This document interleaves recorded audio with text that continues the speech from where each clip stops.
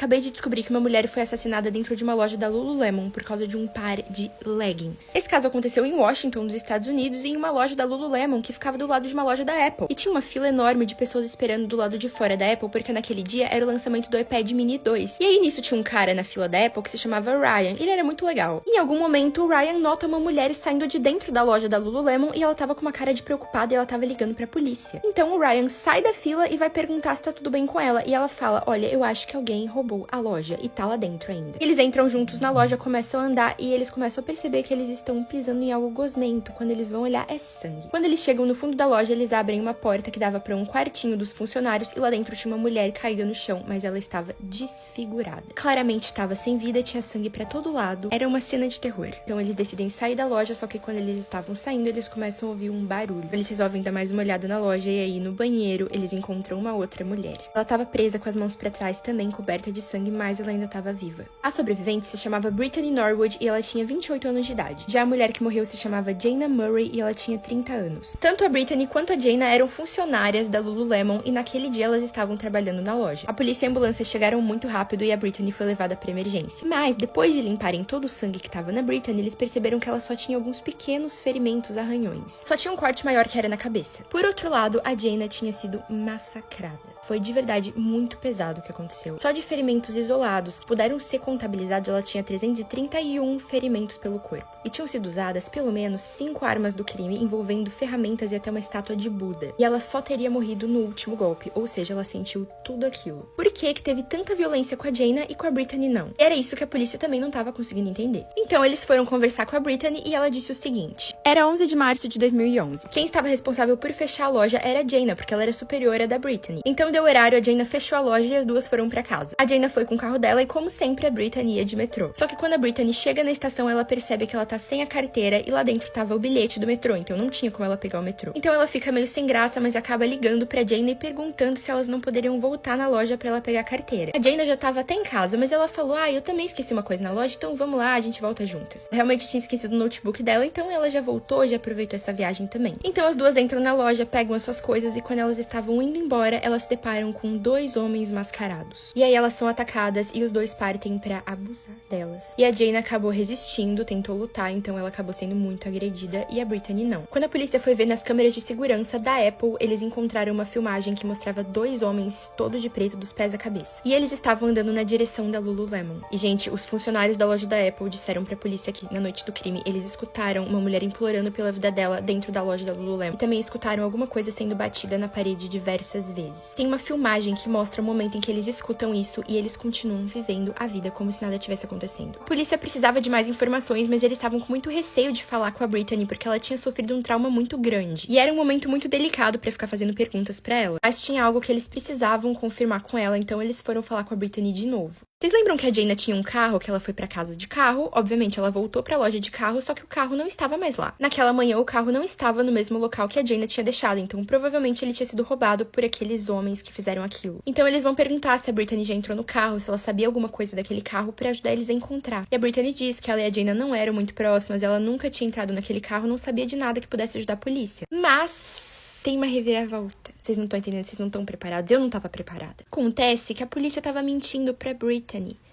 Eles já tinham encontrado o carro da Jayna. E tinha DNA da Brittany no carro todo. E no momento que a Brittany disse aquilo, a polícia soube que ela estava mentindo sobre tudo. E os 2 homens que apareceram na filmagem das câmeras de segurança estavam todos de preto, eram garçons, que faziam aquele caminho juntos todo dia quando saíam do trabalho. E as únicas pessoas que estiveram dentro da Lululemon naquela noite foram a Jayna e a Brittany. Ou seja, a Brittany fez tudo aquilo sozinha. O motivo é o que eu não consigo acreditar. A Brittany tinha um costume muito feio e muito antigo de roubar coisas. E isso desde a época da faculdade. E ela, inclusive, perdeu a bolsa que ela tinha na faculdade por conta de roubo. E depois de ter tido o sonho dela arruinado por roubar, ela continuou roubando. E os superiores dela na Lululemon já sabiam disso e já estavam querendo demitir ela, só que ainda não tinham contado pra ela. Então ela achava que ninguém sabia. E naquele dia, quando ela e a Jayna voltaram pra loja pra pegarem os seus pertences, a Brittany colocou um par de leggings dentro da bolsa, a Jayna viu saiu e a Jayna pediu pra revistar a bolsa da Brittany. O que inclusive é uma regra da loja da Lululemon, que os funcionários sempre revistam a bolsa um do outro antes de saírem da loja. Só que dessa vez a Brittany tinha certeza que ia dar ruim e que ela podia até perder o emprego. Então elas foram pra dentro da salinha nos fundos da loja pra Jayna revistar a bolsa da Brittany. E é quando a Brittany ataca. Mas gente, vocês ouviram o que aconteceu. O crime foi uma violência absurda. Então não entra na minha cabeça que essa seja a única razão. Algumas pessoas acham que a Brittany já não gostava da Jayna por algum motivo e eu concordo. E uma coisa sobre a vida delas é que as duas tiveram uma adolescência muito parecida. Elas eram ótimas alunas e elas amavam esportes e tipo assim, a adolescência delas inteira, a juventude foi dedicada a esportes. E elas tiveram que se esforçar muito pra chegar onde chegaram, porque apesar das famílias terem uma boa condição, também não era tão boa assim. A Brittany tinha 9 irmãos e todos eles se tornaram médicos, arquitetos, dentistas. E a gente sabe que quando ela foi expulsa da faculdade, ela ficou desolada. Mas ela continuou com aquelas práticas que ela tinha até ela chegar nesse fundo do poço. No final, a Brittany Norwood, obviamente, foi considerada culpada e pegou prisão perpétua. Uma coisa sobre a Jayna que eu vi, que eu achei bem triste, eu queria falar pra vocês, é que ela tava namorando e eles estavam muito apaixonados, os dois. E nas últimas semanas que ela tava viva, o namorado tava procurando anéis de noivado, porque queria pedir ela em casamento. Enfim, uma morte por nada, como sempre. O fotógrafo brasileiro que desapareceu no dia 26 de novembro em Paris ainda não foi encontrado. Nesse vídeo eu vou explicar tudo o que tá acontecendo, atualizações e também como a gente pode ajudar. Esse daqui é o Flávio de Castro Souza e ele tem 36 anos de idade. O Flávio mora aqui no Brasil, em Minas Gerais, e ele é um dos fotógrafos mais reconhecidos ali da Redondeza. E também é sócio de uma empresa de fotografia que faz vários eventos, incluindo casamentos. E recentemente ele tinha sido contratado para fazer as fotos de um casamento que aconteceria na França, mais especificamente em um castelo lá em Paris. A noiva, Isabela, já conhecia o Flávio antes, ela queria muito que fosse ele que fotografasse. O casamento aconteceu no dia 4 de novembro de 2024. O Flávio chega em Paris no dia 1 de novembro, alguns dias antes, e depois que ele faz esse trabalho de fotógrafo no casamento, ele decide ficar até o final do mês aproveitando a cidade. Ele fez um destaque no Instagram só sobre Paris e eu assisti e, tipo assim, ele tava se divertindo muito. O voo de volta pro Brasil tava marcado pra ser dia 26 de novembro. E no dia 25, como qualquer pessoa preparada, ele já fez o check-in do voo. E tem stories dele também aproveitando muito por lá nesse dia. Porém, alguma coisa teria acontecido depois disso aqui. Porque nas primeiras horas do dia 26, ou seja, naquela madrugada, ele caiu no Rio Sena. Eu já fui pra Paris e eu posso afirmar pra vocês que não é nada fácil você cair no Rio Sena e ninguém te ver. Só que de alguma maneira o Flávio se machucou e ficou preso no Rio Sena durante 3 horas. Quando finalmente um senhor que tava passando ouviu os gritos de socorro dele e ele teve que ir pro hospital. O Flávio deu entrada nesse hospital às 6 da manhã, então a gente consegue saber mais ou menos a hora que ele caiu, que foi bem cedinho mesmo, de madrugada. O Flávio teria saído desse hospital por volta do meio-dia e ido até o escritório de locação do apartamento que ele tava em Paris. Quando ele chegou lá, ele ainda tava com roupas molhadas e ele pediu pra estender a estadia dele por mais um dia. Então depois disso ele teria saído em direção ao apartamento dele e essa foi a última vez que o Flávio foi visto. O Flávio tava ficando na Rue de Récollet, que fica no distrito 13 de Paris. Ele passou alguns dos seus dias lá em Paris com um amigo francês. E foi esse mesmo amigo que foi até o apartamento e retirou os pertences do Flávio de lá. Procurei muito por essa informação, mas eu não encontrei quem foi a primeira pessoa que deu falta do Flávio e quem avisou a família dele que ele estava desaparecido, se foi esse amigo ou não, mas enfim. O que a gente sabe é que no dia 27, esse amigo francês fala sobre o Flávio ter caído ali no Rio Sena para um amigo do Flávio daqui do Brasil e ele contata esse outro amigo por um direct do Instagram. Eu não encontrei como que a família do Flávio ficou sabendo que ele desapareceu, porém foi no dia 27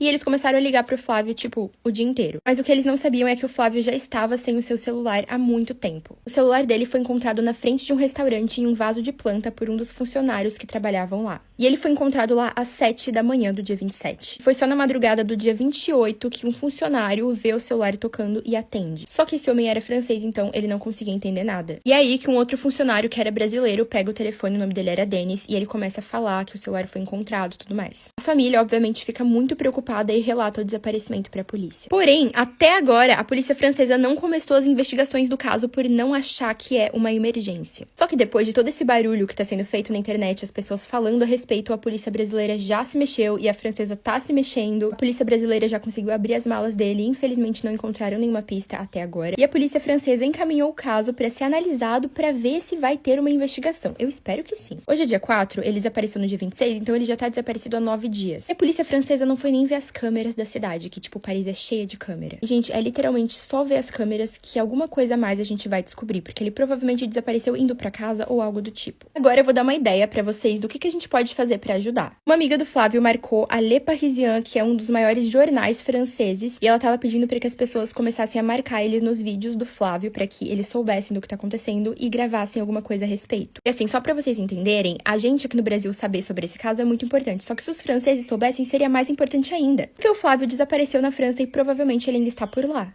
Alguns brasileiros que moram lá já disseram que as pessoas na França não fazem ideia que tem um brasileiro desaparecido por lá. Tipo assim, não tem ninguém falando sobre isso. E a polícia também não tá fazendo muita coisa. Então, se a gente fosse em peso pras páginas desses jornais, por exemplo, esse daqui, comentasse o nome do Flávio, falasse alguma coisa em francês, tipo, gente, falem sobre o caso do Flávio.